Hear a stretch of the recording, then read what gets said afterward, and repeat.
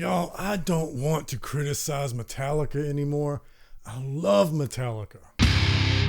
Welcome, metalheads. I'm the host of Heavy Metal Philosophy and writer for Metal Digest, John Barbas. And we've got a lot of things to talk about this week. We got a new Metallica single. We got people outraged at Gojira's merch prices. And I have a big update about the show. We'll talk about that at the end of the episode, as well as this week's riff of the week. Make sure you stick around for the riff of the week. Now we have to talk about this third Metallica single. When Lux Eterna dropped, I was stoked. It's like, hey, we've got energy back in this thing. Let's go. We got a concept album. I'm ready. Then the second one dropped and I wasn't really all that pleased with it, and I made a video about it criticizing it, and that's fine. But now we got the third single, If Darkness Had a Sun, and it's worse. It could have been better. There's definitely moments of greatness in here, but overall it's worse, and it's dampening my mood about getting a new Metallica album. First, let's start with the intro. It's too long. It takes way too long for the song to get started. And listen, if anybody has earned the right to have long and obnoxious intros to songs, it's Metallica. They're the greatest. But this intro is just chugging. And look, I love chugging, but if you're gonna, wank on for 2 minutes before the meat of the song even starts, I'm gonna need a little bit more, something to keep me interested until the actual song starts. And then we get this part with the repeat of Temptation. Now, this part is one of those shining moments of greatness that I was telling y'all about. I love this part. This part is heavy. It's got that classic Hetfield bark that I miss so much. The harmonies on the vocals are awesome. I love it. If that part had been the chorus of this song, I would love this song and I'd be stoked. Now, I don't know how many of y'all watched that movie Some Kind of Monster, but if you did, there was outtakes of them working on a song called Temptation that didn't make it on the St. Anger. And when I heard that song on the movie, I was like, dang, I wish that would have became a song. That's great. I wonder if maybe this is the result of that. If James kept it in his back pocket. Now, it doesn't sound the same, but there's a reason it didn't make it on the album. So maybe he felt this was an improvement and now it's on there. It's one of the best parts of the song to me. And then, the verse, it's okay. I don't really have much complaint there, but I don't have much to praise either. And that's kind of the problem, isn't it? But then the chorus hits and I hate it. And that's the worst thing for a song, is for me to hate the chorus. I mean, that's kind of the most important part. I hate it. I hate it so much. It's the lyrics. Everything else is fine. It's the lyrics. If darkness had a son, here I am. Temptation is the father. If darkness had a son, here I am. I bathe in holy water. That's like something a cartoon vampire would say. I bathe in holy water. It's just so cheesy. I hate it. But then after the chorus, it hits the refrain, back to that temptation. That part rules. Make that the chorus. It's a shining bit of greatness. But then the solo comes, and once again, it's like, I hate this. And then there's this one moment of greatness. I'm like, do that. Do more of that, please. Listen, when I was growing up and learning how to play guitar, Kirk was one of my all-time heroes. But I have been so disappointed with his work on the last two albums. Just like Lux Eterna, just like Screaming S, it's just riddled with Kirkisms. It's like, okay, here comes all the double stops. Tons and tons of double stops. Cover that up with wah. After you do your double stops, do the same runs that you've done on all the other songs. Cap that off with some double stops. It's like, Kirk, are you even trying to compose some kind of melody here? Or you just want it to scream a little bit and do all your classic licks? But then he caps that off with another Kirkism that's, staccato picked bend. The one that was on Devil's Dance. It was great on Devil's Dance, but just please don't do that lick anymore.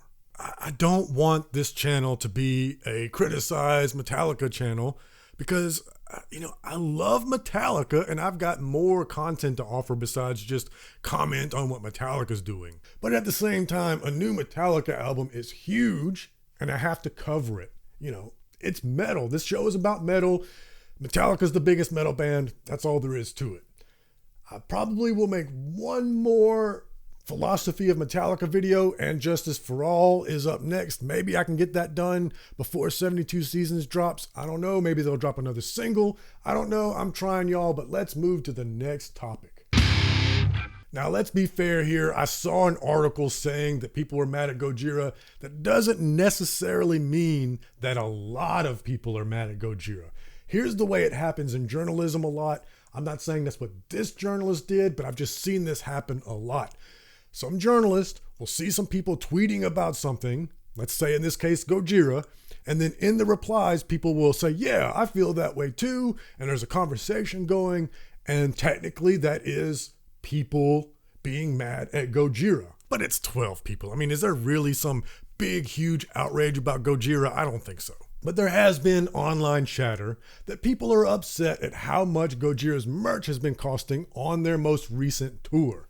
Well, if you saw my top 5 episode from this week, the news article from the week was about Monuments being hit with a 47% merch cut from the venue. They even refused to sell merch in Greece because of the merch cut. So let me ask you, if you're willing to take 47% off the top, and then Greece is like, we got a merch cut, and you're like, no, that's too much, we're not even gonna sell merch. How much was that merch cut? Y'all, we as a community, as a culture, the metal overall universe, we have to do something about this. We cannot abide by venues taking 47% from the bands.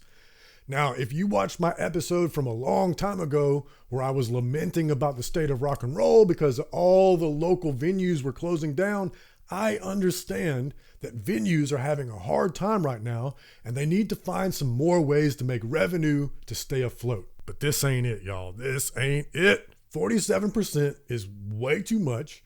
That's insane. And we've got some bands that have been complaining about it, and Monuments actually doing something about it by refusing to sell merch. I've also heard of other bands telling fans to meet them after the show at their van and selling the merch directly out of their van. We need more bands to do something like that. But more importantly, us fans, we need to say something. If we find out that a venue we're going to is doing a 47% merch cut, we need to publicly shame them. That is not okay. That is unacceptable. And if you all have any kind of clue on how I can find out which venues are doing what merch cuts, I would love to know that, and I would love to broadcast that. I don't know what the magic number is. That needs to be negotiated. But let's just start out here. Would it really be a big deal if venues got 5% of the merch? Or maybe a small, and I mean small, flat fee to enable the band to have that area of real estate in the venue to set up their merch booth, but they don't get a cut of the profits? The bands don't get a cut of the bar. So why should the venue get a cut of the merch? Now, in the article that I read, there was a couple of different reasons other than just merch cuts that were listed as part of the problem, why Gojira's merch is so high. So let's talk about that for a second. One was the big elephant in the room that's crushing all of our chests, which is inflation. The cost of the merch has gone up, so therefore the price must go up. We're all dealing with higher prices on literally everything, and then gas prices is certainly affecting touring. I don't know how much that is a factor, but the other thing that was mentioned was that Gojira only uses organic and eco-friendly materials for their merch. That's awesome, y'all. Everybody knows Gojira is big on environmentalism. That's them putting their money where their mouth is, and I'm personally willing to pay just a little bit more if I know that the materials that I'm buying aren't hurting the planet. We've all been to a local show and bought merch from a local band to support the band, but honestly, the shirt sucks. It's one of those like low thread count, itchy Gildan shirts with the band's logo like screen printed on it. That's gonna, after you wash it 4 or 5 times, it's gonna get all broken up and you're not gonna be able to read it. I mean, I'm a death metal fan, so I couldn't read it to begin with, but that's another thing. And then I've bought merch from big bands that's made out of this lovely, stretchy, super soft material, and those are the band shirts that I want to wear every day. Now, take this Half shirt that I'm wearing, for instance. Go get you one, support Half because they rule. This is kind of like mid. This is kind of like in between those shitty Gildan shirts, but not quite like those silky smooth high-end ones. I love this shirt. This is a perfect everyday shirt, and the cost should be mid. Those Gildan shirts should be like, $10 or something small. And the high-end shirts, yeah, I could see them being anywhere between $20 and $40, depending on the band, depending on the material. And then this one should be in between that, which it was. Shout out to Half. Y'all tell me, comment, hit me up on social media. What's your experience been? Have you been noticing higher merch costs across the board? I have a little bit, but not really too bad. I don't know why Gojira is getting so much heat when other bands aren't. Now, I said at the beginning of the episode that there's a big update for the show I want to talk about. And plus, we still have to do the riff of the week. So make sure you keep on sticking around to the end to hear the riff of the week. But now I got to give y'all some big news that's going on in my life. I got a new job, y'all. Those of you OGs that have been with me since well before we had 1,000 subscribers will remember that I used to live in the city and then I moved out here to the cabin in the woods, and it's been a joy. But I made an episode where the one downside is that made my commute to work an hour long. So I was spending 10 hours a week in the car just to go to work. Now, I love living out here. I love being a farmer. I love the seclusion. I love the cabin. I love having my own space here to record. So that drive was worth it to me, but it did suck. And I made an episode saying something's got to change. And I said that I was going to look for another job where I didn't have such a crazy commute. But if you did watch that episode, you'll remember I said I do love my job. I got chill people that I work with. So I'm not going to take just any job and leave something that's awesome for something that sucks just to reduce the commute. That's dangerous. It's hard to find a job where everybody's chill and there's no politics. That's super hard to find. So yeah, I'm pretty worried about that. I don't know, I'm not going to know what the people are like until I work with them. Everybody's nice when you first meet them and shake hands. Everybody wants to make a good first impression. But once they get comfortable with you, then you see their real asshole come out. Hopefully that doesn't happen. Hopefully everybody's cool. I should be so lucky. We'll see. But here's the big thing. I don't know how this is going to affect the show because it's going to radically change my schedule. I'm hoping that it'll improve the show, but I'm not sure yet. I won't really know until I've been working there for a while. See, the thing is, the commute is still an hour. It's an hour the other way. That's the big downside of living in the middle of nowhere. Everything's far away. However, it's got a hybrid schedule. So I'll be able to work some days in the office and some days at home. So some days, 2 to be precise, I will be able to work from home. I won't have a commute, and that'll save me 2 hours on those days. And I'm hoping that I can put those 2 hours into this show, into the cabin in the woods, and not be burning the candle at both ends like I have been. But I don't know that for sure. I've seen with my wife working from home that she actually works more than 8 hours a day when she does that. I'll likely also be doing that. But there's still going to be a big plus side. Y'all have seen some of the interviews I've done. I'm extremely privileged that I've been able to talk to bands like Fallujah, like The Gloom in the Corner, like 96 Bitter Beings, like John Donne from Anthrax with his band Living Wreckage. That is a huge privilege. But unfortunately, I've actually had to turn down some interviews that I really would have loved simply because those bands are in another time zone. So, and I have to work. I'm an hour away. I can't do it without my equipment.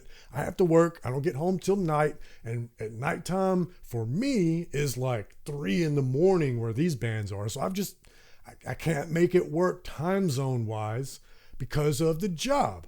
Well, if I'm working from home a couple days a week, maybe I can on my lunch break just turn on the camera, do an interview, and I won't have to turn down as many opportunities. That's my hope anyway. This will air on Tuesday, so I start next Wednesday, and it's going to take me a couple of weeks to get adjusted to the schedule. I'm going to have to rearrange my lifting schedule. I'm going to have to rearrange the way that I write for Metal Digest. So we'll see. We'll see what happens. I hope that it's going to be an improvement for this show, but I'll keep y'all updated like I always do. Now let's do the riff of the week. I'm a bit disappointed by the direction of the new Metallica album. Still a little excited because I love Metallica. But here's the bottom line. I don't have to be heartbroken about it because there's so much awesome new music. There's so much fresh heaviness. And one of the freshest sounds is Entheos. Oh, Entheos' new album, Time Will Come For Us All, is incredible. I love it, and that's why they're this week's riff of the week. We're gonna go with Darkest Day by Entheos. As the episode ends, that riff will be playing as always, but I need to know what y'all think about what was said here. What do you think about the third Metallica single? What do you think about Gojira raising their prices? What do you think about merch cuts? Thank you so much for all of your feedback. It helps me improve the show. Click right here and you get another great Heavy Metal Philosophy episode. If you're not on YouTube listening audio only, links in the description. Thank you so much for all of your support when you do things like that. But most importantly, read philosophy, listen to metal. I love you.